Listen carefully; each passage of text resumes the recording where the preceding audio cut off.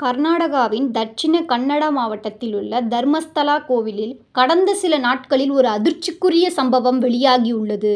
1995 முதல் 2014 வரை அந்த கோவிலில் துப்புரவு பணியாளராக பணியாற்றிய ஒருவர், நூற்றுக்கணக்கான பெண்கள் பாலியல் வன்கொடுமை செய்யப்பட்டு சிலர் கொல்லப்பட்டதாகவும், உடல்கள் ரகசியமாக புதைக்கப்பட்டதாகவும் கூறியுள்ளார். இந்த தகவலை அவர் எழுத்துப்பூர்வமாக அளித்துள்ளார்.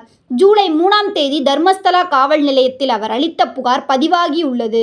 அதில் 12 வயது சிறுமி ஒருவரின் கொலை மற்றும் புதைக்கப்பட்ட சம்பவம் உள்ளிட்ட பல விவரங்களை அவர் எழுதியிருக்கிறார்.